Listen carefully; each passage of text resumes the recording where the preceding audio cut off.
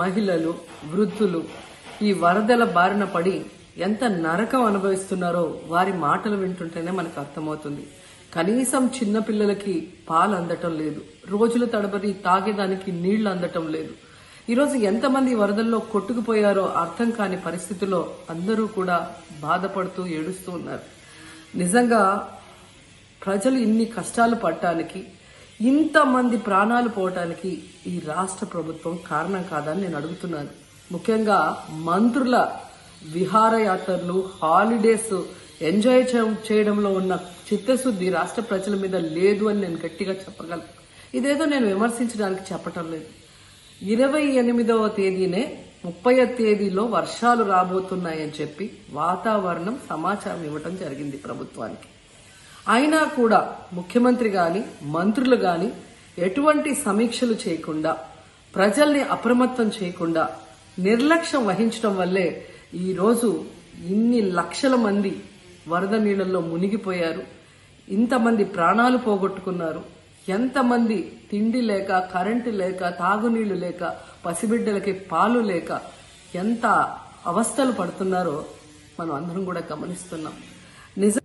చంద్రబాబు నాయుడు గారి ఇంటికి 3 కిలోమీటర్ల దూరంలోనే ఇంత పెద్ద విపత్తు జరిగినా ప్రజల్ని కాపాడలేకపోయారు అంటే ఇది రాష్ట్ర ప్రభుత్వం, రాష్ట్ర ముఖ్యమంత్రి వైఫల్యం కాదని నేను అడుగుతున్నా. ఈరోజు కరకట్టు మీదున్న అక్రమ కట్టడాలని కాపాడటం కోసమే విజయవాడని ప్రజల్ని ముంచేశారు అనటంలో నిజం లేదా అని నేను అడుగుతున్నా. గంట ముందు ప్రజలకు చెప్పినా వాళ్ళు ముంపు బారిన పడేవారు కాదు. వాళ్ళని అప్రమత్తం చేసి ఒక సేఫ్ అయిన ప్లేస్ కి పంపించున్నా ఈరోజు ఇన్ని లక్షల మంది, దాదాపుగా 3 లక్షల మందికి పైగా 4 రోజుల పాటు కరెంటు లేకుండా, తిండి లేకుండా, చిన్న బిడ్డలకి పాలు లేకుండా ఈ విధంగా నీళ్లలో మునిగి అవస్థలు పడాల్సిన అవసరం లేదు. దురదృష్టం ఏంటంటే ఈ రాష్ట్ర ముఖ్యమంత్రి నుంచి మంత్రుల వరకు ఎప్పుడు ఫ్రైడే వస్తుందా, ఎప్పుడు హైదరాబాద్కి వెళ్దామా, లేదా ఎప్పుడు విహారయాత్రలకు వెళ్దామా అని ప్లాన్ చేసుకోవడంలోనే చిత్తశుద్ధిగా ఉన్నారనేది ఈ 5 రోజులు మీరు చూస్తే మీకే అర్థమవుతుంది.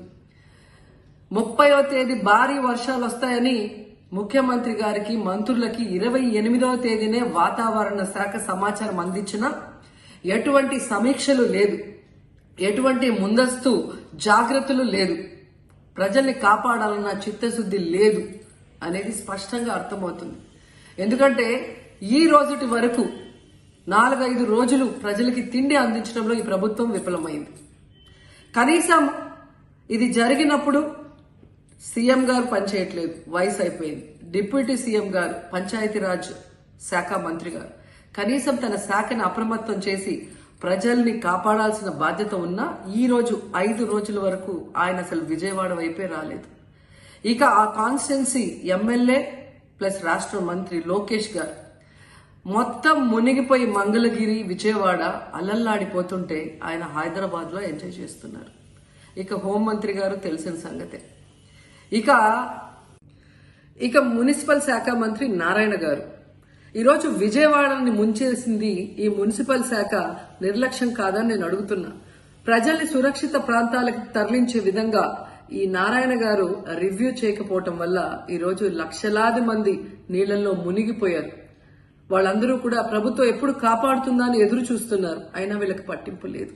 ఇక రామానాయుడు గారు ఇరిగేషన్ మంత్రి, కనీసం ముందస్తు రివ్యూలు లేదు.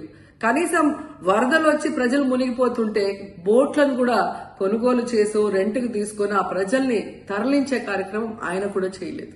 ఇక ఎప్పుడు వరదలు వచ్చినా, భారీ వర్షాలు వచ్చినా ముఖ్యమైన శాఖ రెవెన్యూ శాఖ. అనగాన సత్యప్రసాద్ గారు ఈయన విహారయాత్రలో ఎంజాయ్ చేస్తున్నాడు. కనీసం పునరావాస కేంద్రాలు ఏర్పాటు చేయాలి, మరి ఆ ప్రజలకి పాలు, తిండి అన్ని అందించాల్సిన బాధ్యత ఉన్నా ఏం పట్టించుకోలేదు. సో ఈ విధంగా చంద్రబాబు నాయుడు గారి దగ్గర నుంచి మంత్రులంతా కూడా ప్రజల్ని గాలికి వదిలేసి ఎలా నిర్లక్ష్యం వహిస్తున్నారో చూడండి. ఇప్పటికైనా వాళ్ళు కళ్ళు తెరిచి ప్రజల్ని కాపాడండి అని చేతులెత్తి నమస్కరిస్తున్నా. గతంలో జగనన్న ఏ విధంగా వాలంటీర్ వ్యవస్థ ద్వారా, సచివాలయ వ్యవస్థ ద్వారా ప్రజలకి ఏం కావాలన్నా ఇమీడియట్ గా వాళ్ళకి అందుబాటులోకి తీసుకెళ్లటమే కాకుండా ఏదైనా ప్రకృతి వైపరీత్యం వచ్చినప్పుడు వెంటనే వాళ్ళని సురక్షితంగా కాపాడే విధంగా ఈ సచివాలయ వాలంటీర్ వ్యవస్థని ఉపయోగించుకోండి. జగనన్న మీద కక్షతో ఆ వ్యవస్థల్ని నాశనం చేయడం వల్లే ఈ రోజు ప్రజలకు ఎవరు ఏం అందించలేకపోతున్నారని తెలుసుకోండి.